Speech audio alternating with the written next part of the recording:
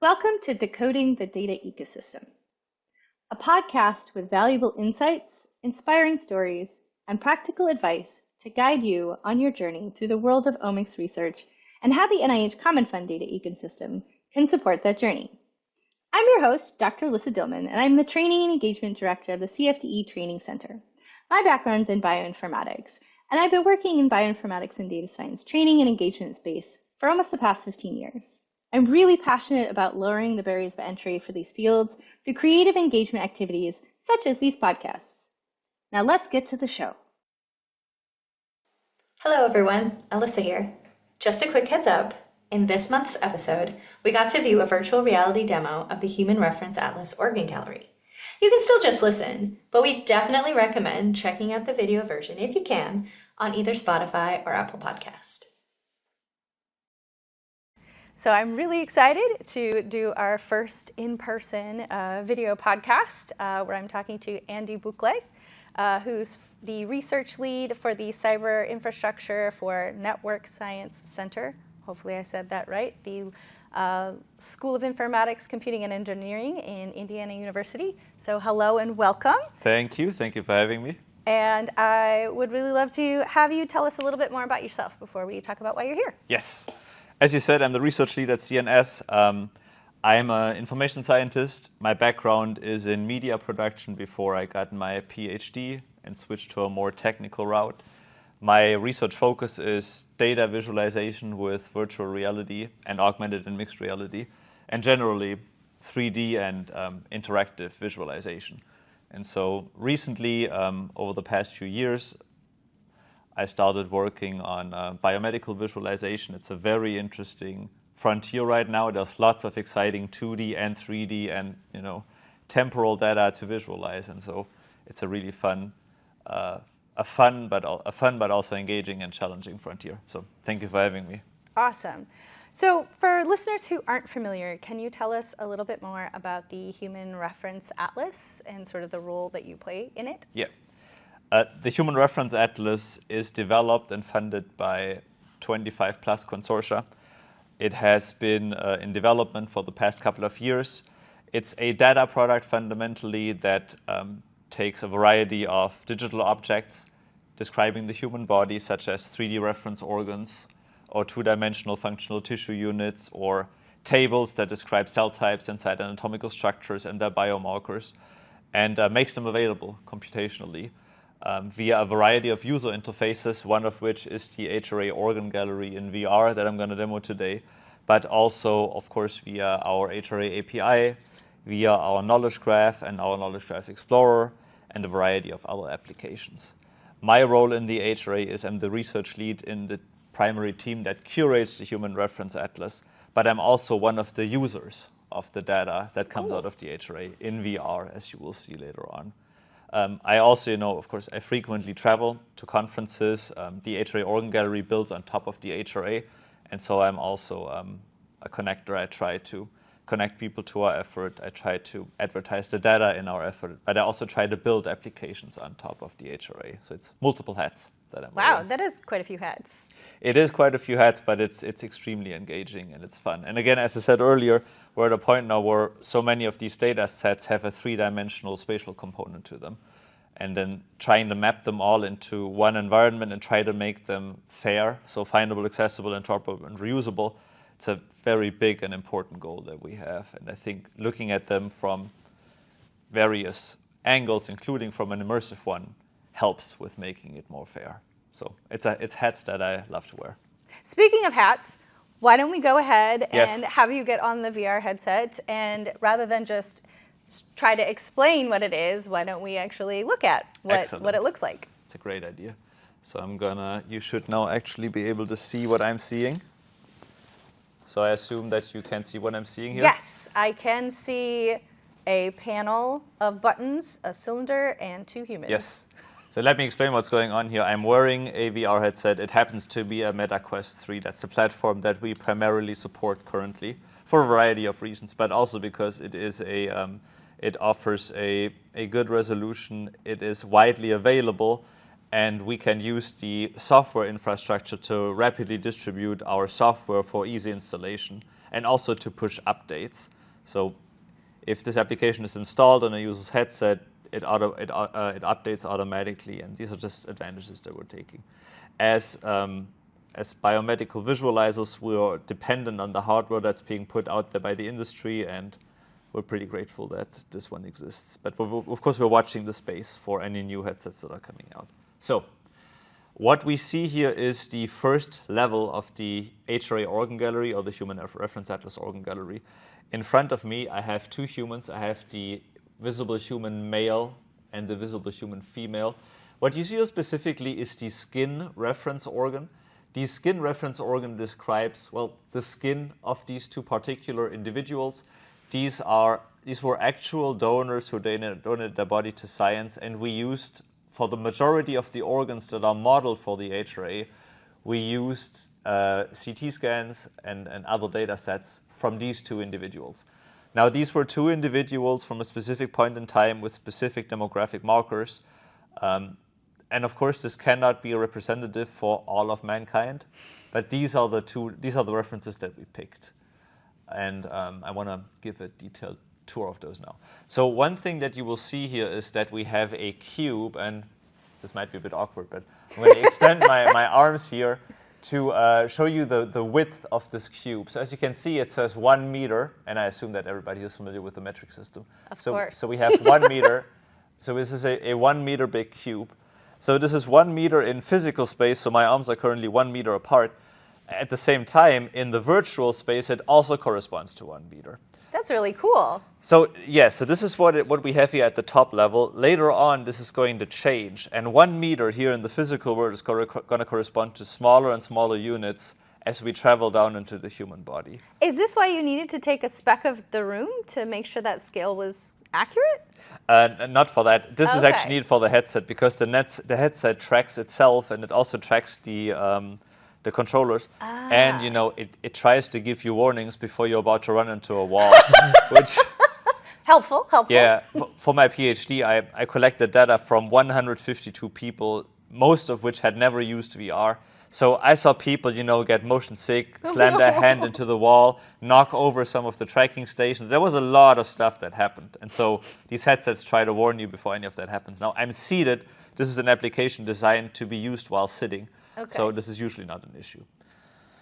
And so we have our reference cube here. And again, right now, our reference object here is an adult human, which are usually between, you know, 1.40 meters and about 2 meters tall. Now, let's talk about this keyboard here in front of me. This is a virtual keyboard. This takes a lot of inspiration from various science fiction movies and video games, where we have a variety of buttons that allow us to select an organ. So I'm going to go ahead and choose the kidney. So I'm going to click on this kidney button here. And now, as you can see, the kidney is being loaded into this so-called grab cylinder here. And through the power of VR, I can actually now grab this organ and I can rotate it through the air with my right hand. And now if I use my left hand as well, I can make it bigger. So a kidney is normally about 10 centimeters tall, and I've blown it up now to about 25 to 30 centimeters. And as I look at this more closely, you can now see that we can recognize some of this detailed anatomy inside of the kidney. I'm actually going to stick my head in here, which is another thing that you cannot do unless you're in VR. And so I'm, of course, not a kidney expert, but you can see out here the kidney capsule that, well, encapsulates the entire kidney. This piece right here is the hilum. That's where the vasculature goes in and out. You can see we have some blocks in here. These cubes are registrations, so these are actual tissue registrations that various tissue providers from various DCCs in CFDE speak. So usually this comes from HuBMAP or SenNet, where these data providers have made three-dimensional registrations into this particular kidney for the male. This is the male left kidney, by the way. And you can see there's a variety of tissue blocks here of various sizes. So these are registrations that were made by these teams into this particular organ. And then all of these all of them passed certain QA and QC metrics through these portals, and now they're being made available publicly through here. Under the hood, each of these cubes that you see here is annotated with metadata, such as a donor ID, which then, through the power of 5-star linked open data allows us to get the donor age and other demographic markers, and also other data sets that this donor might have contributed. Also, who made this registration. It is not currently exposed to in VR, but it is available under the hood. So I always like to demo the kidney because it has very intricate anatomy, and there's 4 of them. There's male and female and left and right. So then I'm going to click this reset organ button up here, and then through the magic of VR, the kidney resizes and floats back into space nicely. Another organ I want to showcase, just because it has so much anatomy modeled, is the lymph node. So I have the lymph node here. Click on that. And then I'm going to dive it closer. And you can see the lymph node is a very small organ. It's about 1 centimeter big. And you can also see that it is extremely popular. There's a lot of registrations that encapsulate the entire lymph node. It looks like a Lego. Exactly. It's basically a Lego piece. So I'm going to click this hit hide tissue blocks button over here. And now I can actually see the whole thing. I'm going to make it a bit bigger. So as you can see, I can hide and unhide these tissue blocks. I don't know if you can see this on the screen. I see it. Mm-hmm. So I should emphasize at this point, we are using a video game engine to build this application, which makes making certain interactions rather straightforward. And in video games, you always have to show and hide stuff. So it's true. This was fairly straightforward to implement once the data is in place. So here we can see the lymph node. Again, I'm not a biologist, but you can see the lymph vasculature, and you can also see the blood vasculature in here. It's a gorgeous organ, and you really only get to appreciate this once you see it in 3D, and once you can blow it up to this level. The spatiality of these organs does not translate well on a 2-dimensional screen. And then the last organ I want to showcase here is the placenta, which is down here. Now for the placenta, we do not have data sets yet. Actually, oh, never mind, we do. This is brand new. Oh, this is so cool. This is so cool. Hot off the presses. This is the first time we're demoing. This is awesome. Okay, so as I go into this I believe is the maternal interface. You can see the blood vasculature in here. You can see there's a variety of tissue blocks that have been brought in through here, and also here on this side of the maternal interface. And then we have the fetal interface over here with the umbilical cord coming out. And you can see a variety of umbilical cord sections that have been registered here as well. Very cool. And then a piece of this surface. You can also see where this usually shows where those organs are typically located. Now, this reference model is not pregnant, which is why the placenta is currently out sort here. Of floating in space. Yeah, these are some of these things in Atlas making. These are kind of compromises. But the fact that we have data for this now is just amazing. That is very cool. This is really cool. Okay, I'm going to put this back here. I want to now show one more level, and then I'm going to take this thing off again, to show the multi-scale nature of the HRA organ gallery. So, on the right side here, we have an elevator. So we imagine the human body as an inverted skyscraper, where you start at the top level, which is the whole body level. So, instead of giving floor numbers to these, we give them exponent numbers. Okay. So we start at the 0th level. So 10 to the power of 0 is 1. So what you always have to imagine is 1 meter in the physical world is going to correspond to 10 to the power of meters in this virtual environment. Okay. So right now, 1 meter in the physical world corresponds to 1 meter in the virtual world. Got it. So we're going to jump here in a second to this level down here, which is the 10 to the minus 4th, at which point 1 meter is going to correspond to 100 micrometers, which takes us to the cell groups level. So I'm going to click on this button here, and then we get taken into a so-called elevator transition scene. So now we have been shrunk by 4 orders of magnitude, and this is what the human body looks like now. So you can see the visible human male here. You can see we have the mouth reference organ up here and the lung right in front of us. And so we have been shrunk rapidly. And now we're in this elevator environment, and we're being taken down to this cell groups level. And this is where I think VR truly shines at. You always maintain your own reference body and the size of your own reference body.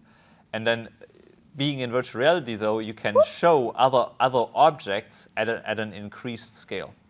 So This scene is under development. There's quite a lot going on here. First and foremost, we have a thing here that says stand here, so I'm going to walk over here virtually. A couple of things here. Over there, we have our block. Let me actually walk over here. Now, as you can see, I'm awkwardly extending my hands again.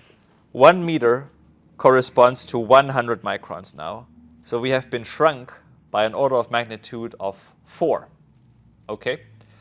And you can see in the sky now, this is the next order of magnitude. That's awesome. A snow crystal would be 10 meters tall from where we are currently standing. We are using a feature called a skybox, which is typically the skybox we have in our real world is, well, the sky. And so in this case, we hacked this and we just put this gigantic snowflake in there. And as you go to different levels, you will see different objects in the skybox. How did you pick which reference objects? So we used Nikon, the camera company Nikon has a thing called the Nikon Universe Scale. It's a continuous scale from a quark to the center, to the edge of the observable universe. And so it shows objects next to each other that are, in the same order of magnitude. And so we just traveled to the area that we knew the data was at, that we wanted to visualize. And then we picked an object that would be recognizable to the everyday, basically to everyone, right? Which is challenging because, at our own level, like, in the, let's say, 1 centimeter to a meter level, there's plenty of everyday objects that any of us would immediately recognize. Right. But once you get down to the nanoscale, there's items like a fullerene. I have no idea nobody knows what that is, I don't know right? that is either. So because we live and we work at different scales, and of course one of the goals of this organ gallery is to bring all of these scales together and harmonize them across the Human Reference Atlas. So let's look at the data. So this is data that comes from John Hickey's team at Duke University, and we worked with one of his junior investigators, one of his PhD students, Yang Miao, in a workshop that we were able to organize last year thanks to a HuBMAP Jumpstart Award from the NIH. So what you see here is a layer of cell types. This is the same data visualized 4 times. And as you can see, I have this kind of searchlight cone that allows me to highlight the same cell on these 4 different layers. So it's the same cell every time, but it gets colored differently. So if I set the search cone, I'm going to do this maybe down here. So now I have set the search cone, and now I can see here on the cell type layer, we have a wide variety of different colors because we have so many different cell types in here. But if we color them by neighborhood instead, we get fewer colors. Now if we color them by community, we get even fewer colors. There's maybe 3 or 4. And if we color them by tissue unit, we get, I think, precisely 3 colors, and the majority of them are pink. So if we now go back and we look at our search cone, we added an auxiliary visualization down here, which is a network visualization. So now in here, we see how many different cell types have been selected. And this is color-coded by the number of cells. So 74 enterocytes and 28 smooth muscle cells. And then we see how this aggregates up into different neighborhoods. So the majority of all of these cells are plasma cell enriched. And then if we go down even higher to the community, we see that the majority of them is still plasma cell enriched, which is also a community. And then finally, on the tissue unit level, the majority of them is from the mucosa tissue unit, which is what you see in pink over here. For all of this sort of like behind the scenes analysis, if people wanted to sort of like dig into like how this was generated, I imagine there's somewhere they can go for that. Yes, excellent point. So there's, of course, a paper that describes the raw data. And then we are currently preparing a submission detailing the current version of the HRA organ gallery. And for this, we are building data pages. So these are landing pages that detail where the data comes from, where it can be downloaded. It details via Jupyter Notebooks how the data was pre-processed. And then it also details how we actually built all of these scenes using the game engine. So there's plenty of provenance and also the ability to get the data on your own and do your own analysis with it. Awesome. All right, I do want to show one more elevator scene, and then I'm going to take the thing off again. All right, so this transition scene now, we are now so small that the human body would be literally miles tall. So what you see now around us, these are blood vessel cells. Each of these blood vessel cells is 8 micrometers wide, and if we look around, we are now in a bloodstream. So you can see now these are gigantic cells that are floating next to us, or rather we are floating next to them. And again, this is the power of VR, that you actually experience these multi-scale differences. I'm kind of loving these transition scenes. They're really neat. My excellent, I'm going to take this off now. My excellent intern Hunter made those over the last summer. He's at USC, and one of my independent study students kind of cleaned them up, perfected them, and then we built them in here. This is actually the first time that we're demonstrating them. And we have them for every single level. And yeah, again, this is a unique power of VR, of course. So that was a really cool demo. And I'm really interested to know, like, was there like an aha moment or like a specific thing or a specific experiment or question that really like sort of drove this idea of like, wouldn't it be so much better if we could experience this in virtual reality versus in 2D? Yeah. About 6 years or so ago, we modeled the first kidney together with the National Library of Medicine and NIAID at the time. And these are like standard 3D file formats. And then we were like, well, it's already up to scale. Like if you were to 3D print this, for example, or if you were to just throw it into any kind of VR headset, any kind of scene, it would already be up to scale. Why don't we just look at it in VR? And so we did that, and I was like, wow, what if we could actually move it, make it bigger and smaller? And then afterwards, like, well, what if we could lay data on top of it and make it a really like graphically enriched virtual environment? So there's this concept of information-rich virtual environments, which comes from a 2003 paper by Doug Bauman and his colleagues. And I read that when I was doing my dissertation, and it was like, these things would fit really nicely together because we have these 3D organs, we have myriad, like terabytes, zettabytes of data out of CFDE, right? And what if we were to lay at least some of this data on top of these 3D reference organs? Now, oftentimes with 3D and with VR, it's very easy to get excited. And it's also easy to get together, nice demos and something that is flashy. But of course, the challenge is always, how can you make this useful? What are the driving biological use cases? And what are the driving training and outreach use cases? And that is a constant challenge, of course, that we face. But there's been plenty of aha moments, as you can tell. Are there certain things that you also feel are sort of not necessary to become sort of virtualized or 3D-ified? That's a word. Yes. Are there times where you're like, actually, we don't need to do this? Like 2D is better. Yeah. So, we spent the past, 50 years developing 2D user interfaces. That research goes back, 60s and 70s. And at this point, I think we have a pretty good understanding of what works when you use a keyboard and a mouse, what items on a 2D screen should be placed where. And there's also plenty of well-defined use cases.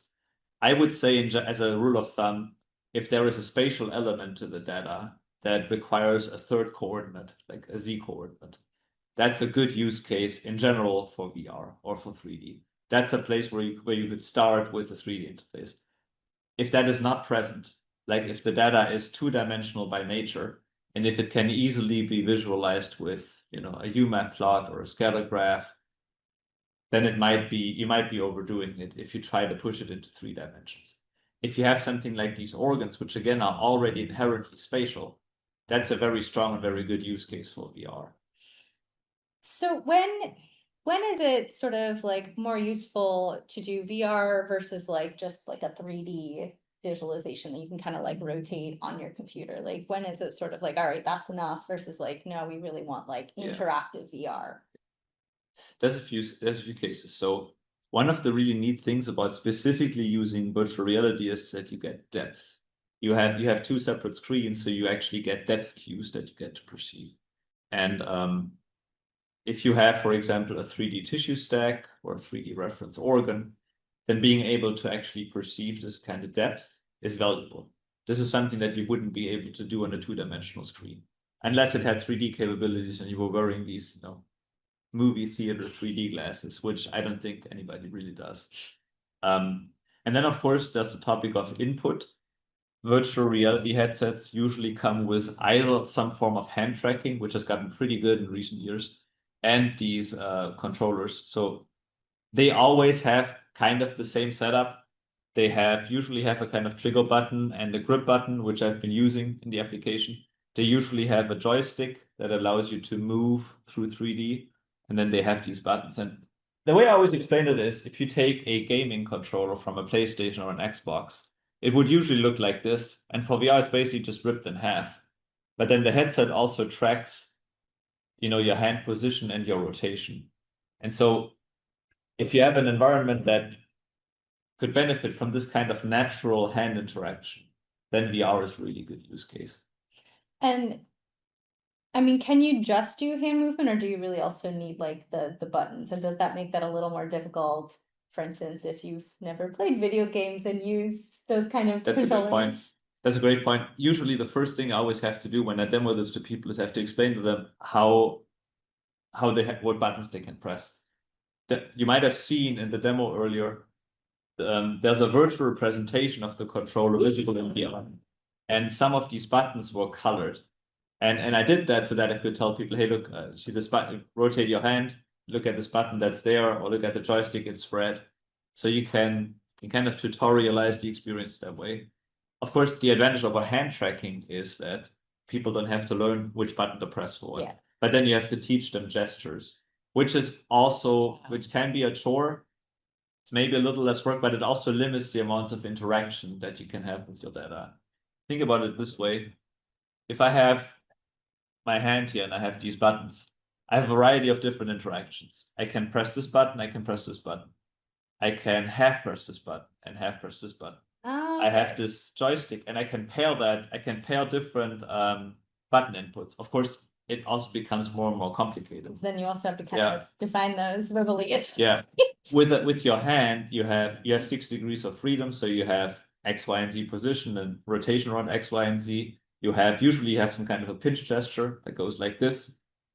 Some headsets recognize a bloom gesture like this. Okay. But again, these are things that you have to teach. Yeah. We all know how to use a keyboard and mouse because it has been around for so long. Yeah. So no matter what input device you use in VR, you're gonna have to have some onboarding to do. Yeah. Well, and that makes me think more about sort of like spatial reasoning in general, right? Like there are certain aspects, we say how important spatial reasoning is, but then we don't necessarily actually have a lot of tools to cognitively like wrap our heads around that. So I'm curious on your thoughts of like how do you think VR really kind of impacts cognitively how well we sort of can navigate these parts of spatial reasoning? That's a great question. And of course, spatial reasoning is paramount for VR. Because suddenly, rather than having a 2-dimensional canvas that you have to manage, the entire world is what you have to manage. And moreover, in VR, in the physical world, we have anchors, like maybe we have a table that we work on or a monitor that is limited. But in VR, your 3D content could be anywhere. And depending on how the environment is structured, it might be very hard for the user to even understand where they are. For example, sometimes I will ask people, hey, point at this organ over there. And it's right in front of them and they just can't see it. And then what do you do? So it's much easier on a 2-dimensional screen.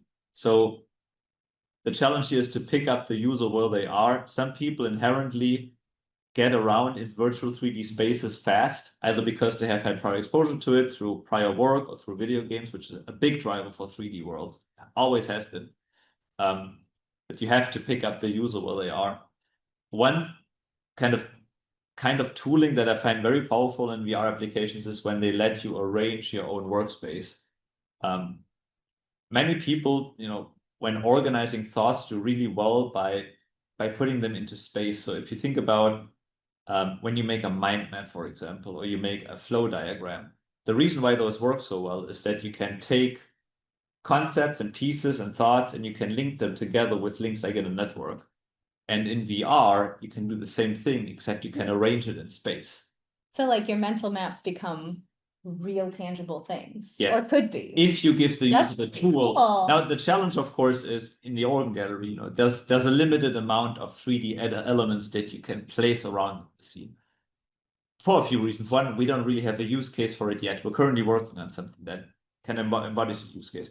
But the other challenge is you have to guard the user from themselves. It's easy to make a mess. I mean, even in that scene, you have the cylinder that you can move, and then you have all of these buttons, and it's very easy for the user to just, press the wrong button, and suddenly there's an organ that they don't recognize, and maybe it's way too big, and so there's this reset button that just kind of resets everything into its proper state.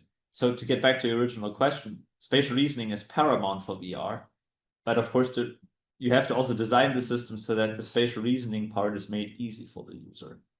And one thing I have to mention when we talk about spatial reasoning is many people get motion sick. And so what you can put into the VR scene is also dictated by what the user needs to see in order to not be motion sick. Generally, there's 3 design paradigms there. You want to give the user a horizon that they can look at. You want to optimize your frame rate, so you want this to be a fluid experience that, it's like when you play a video game or you watch a video and it only has 10 frames per second, it's going to feel very staccato-y, and that leads to motion sickness. Yeah, okay.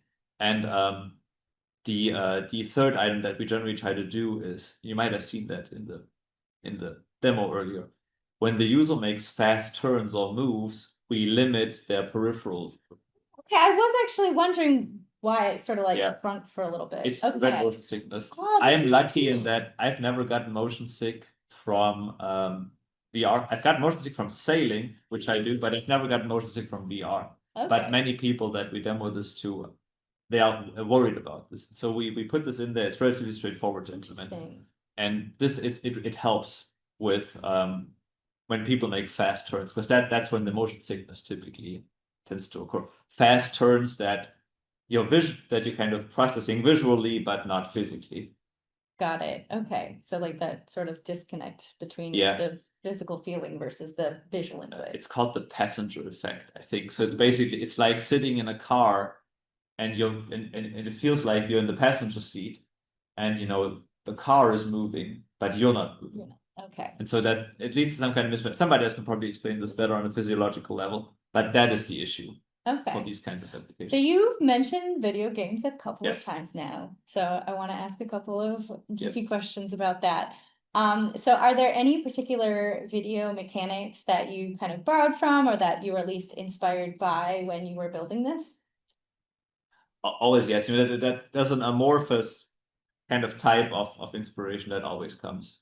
But one of the most influential works for this comes actually from a book that analyzes science fiction movies and video games. It's called Make It So. It's by Shedroff and Nosel. It's an old book at this point. It's from 2012.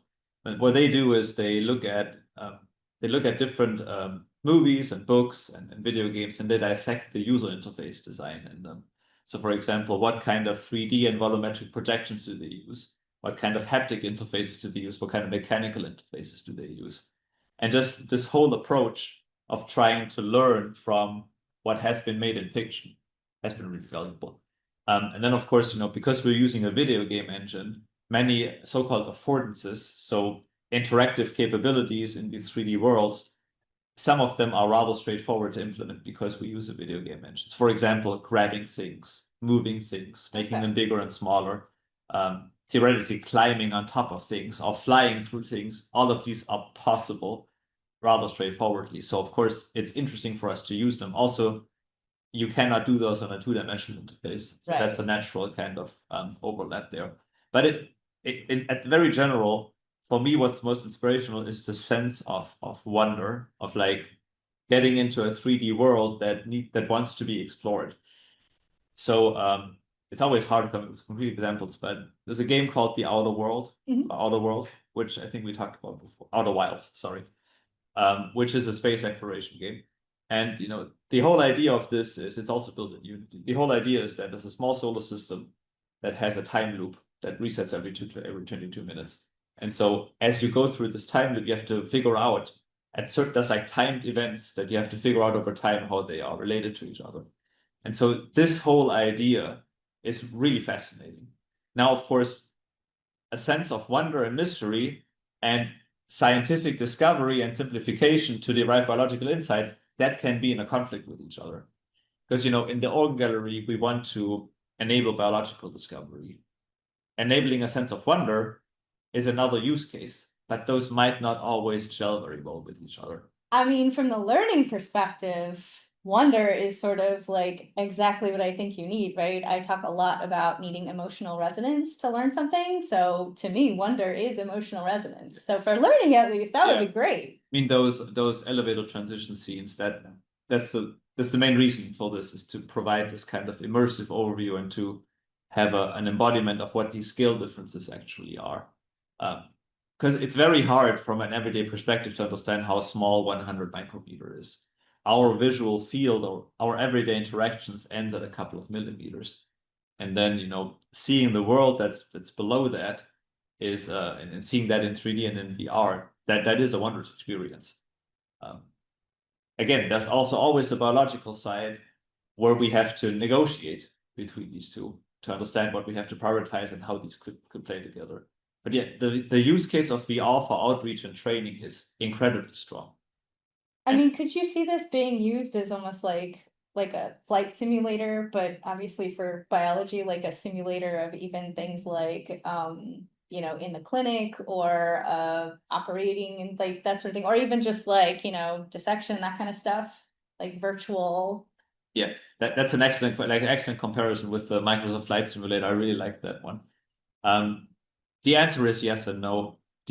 For surgical or clinical applications, one of the challenges of the organ gallery right now is the detail of the organs. These organs were modeled to accommodate tissue registration. So it's a gross anatomical level. Okay. So major anatomical structures are modeled. But then, of course, as you zoom in, you would expect to see different kinds of details. And for these particular organs, these are not present. So there's a limitation so far as surgery is concerned, for example. And there's other systems for surgery. There's a whole different set of requirements that we cannot really fulfill with this particular application. Okay. But for the learning side, the onboarding side, there I think is plenty of good use cases. We last summer, the Pittsburgh Supercomputing Center, they had a summer camp. They used the organ gallery for onboarding to, I believe it was HuBMAP datasets, Okay. so like as a viewpoint. And of course, VR always draws attention because it's hardware it's a specialized hardware, and the fact that it is 3D speaks to the that wondrous dimension that we talked about earlier. So yeah, it would be lovely to build a flight simulator for the human body. The challenge is, again, the level of detail. If you think about all of the objects that are around us, like the billions of possible objects in our scale alone, and you think about how many more there are at these lower level scales, then it becomes kind of almost unimaginable. And then they'd have to be even more interactive than they currently are, right? Like you'd have to be able to impact them. Yeah. Well, sometimes I forget who said that. I think it was Ian Bogost in his book on persuasive games. Many games that make you feel like you have freedom really only give you freedom of movement. So he brings GTA as an example, Grand Theft Auto, where you have a whole world that you can explore. You can drive, fly, swim anywhere. But most elements in these worlds you cannot interact with. They're just there. They're just there. Yeah. They're presented, Yeah. But you have this incredible feeling of freedom because you have freedom of movement. So maybe all that's needed in some of these cases is a freedom of movement or a freedom of very basic interaction. And then maybe not everything has to be modeled. For example, these skyboxes are two-dimensional. This is not an actual snowflake that we modeled and put into the sky. It's a skybox. It's a file, just a 2D file. That's a really good point, because I'm thinking about the first time that video games clicked for me was actually Zelda Ocarina of Time. Oh yeah. And it was the first game that you got to just kind of go and explore. There wasn't a sort of prescripted, do this, this, and this. But there was certainly tons of stuff where it was just like open and you didn't interact with anything in the world per se, but you just got to like ride your horse around in it. So that's a point. There's that point in that game and in many other games too, where you kind of get let out into the open for the first time. Yeah. So you come out, you see the Hylian field, and then it's just everything is open. But if you look at this for really what it is, all you can do is run around. There's so little that you can actually interact with, but because it's so wide and because the grass. Like the grass, get the diamonds, yeah. That's right. You gotta get the rupees. Yeah, the skeletons and everything. And so again, kind of it gives you this feeling of all of a sudden I'm free after I had to do very specific things before. Now suddenly I'm free and I can explore however I want to. And video games have always, I think, had to capture this in one way or another. I think nowadays, kids now will probably say, I have that feeling in Minecraft. Like when you start up a new world and suddenly it's unique every time, unless you use a seed. So then suddenly you have an infinite world potentially in front of you and it's different every time. And where are all the resources? Where are all the, I've never really played Minecraft. But my kids are having me play Minecraft. There you go. Yeah. So I am new to this world.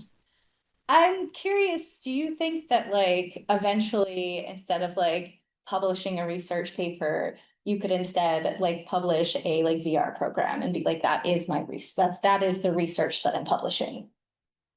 I gotta be quite straight up. I don't think anything is going to replace papers in and of itself. But what is certainly possible is have companion applications.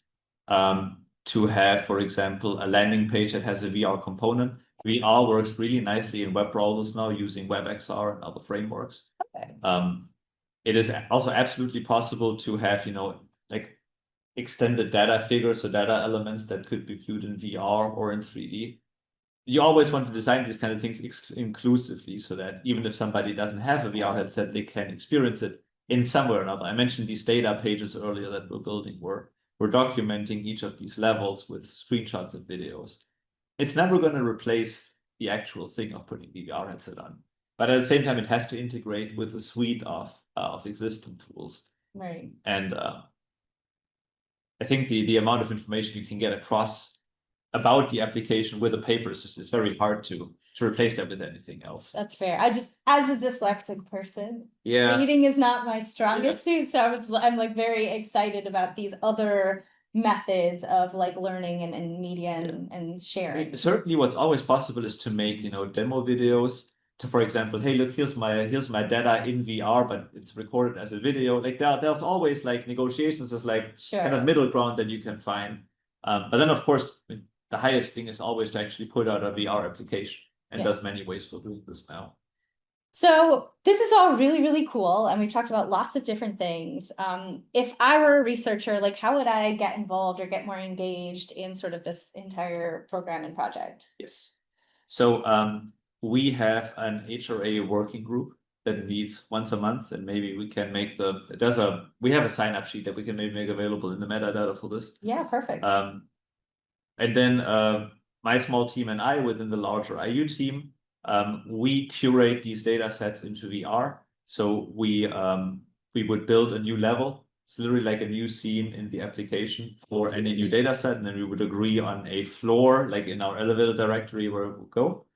And then we have a back and forth where we exchange builds. If you have access to a VR headset, great. We can add you to our alpha testing channel so that you can actually experience. Be right back. I'm gonna go get a VR headset. Yeah, got the spare one. Otherwise, we can always make do with screenshots. And then, of course, I travel frequently to these kinds of CFDE, HuBMAP, SenNet, KPMP meetings, and I always have my VR headset with me. And so the first time I met you was actually at the spring meeting. Yeah. And I got to try on the headset, and that was why we were so excited to have you on the podcast. Yeah. So that's always the best way of just trying these things out, that is in person or again via headset that you might have on your own. So yeah, this is the basic foundation for how to get involved with the HRA. Okay, awesome. Well, again, thank you so much for sort of demonstrating this for us. I can see such huge potential for things like training and learning and just having different methods of exploring data, especially because biology is, virtual and interactive. So thank you so much for sharing. But I do want to end with just kind of a fun question. So I mentioned earlier that at least my first favorite video game was Zelda Ocarina of Time. Yep. But what is your all-time favorite video game? My all-time favorite video game. It's The Witcher 3, but by a long shot. I played it while I was finishing my PhD, ironically, and it was just a calming thing to do. I mean, I love that world. I've read all the books. I've watched the TV show, and I think that it has very little to do with biomedical visualization of reality. It's just the way, like how you can craft a world like this. This has I mean, I have an inspiration wall in office. It's just like, printouts of different like screenshots and scenes of mostly 3D games that I find inspirational. And The Witcher is like by far the most printed out one there. Just like the feeling of immersion that you get for it is just, for you, it sounded like Ocarina of Time. Is that still like? It's probably still like my favorite of all time. But I'm actually still working through Witcher 3's DLC. I think the Hearts of Stone is the one I'm working on right now, because I have a small child, so don't play quite as often. And then Tears of the Kingdom I'm working through. Those are amazing games. I haven't played Tears of the Kingdom, but we'll have to next time we see each other, you got to tell me more about your experience with that. I will. All right. Thank you so much. And Thank you. This was great having you on. Thank you Hopefully so we'll much. talk to you again soon, and maybe you'll have more to demo. Yes. Thank you. You have been listening to Decoding the Data Ecosystem, a CFDE Training Center podcast. Be sure to check out our other episodes in this series. Find out more information about CFDE data and tools that may be valuable to your research by visiting our website.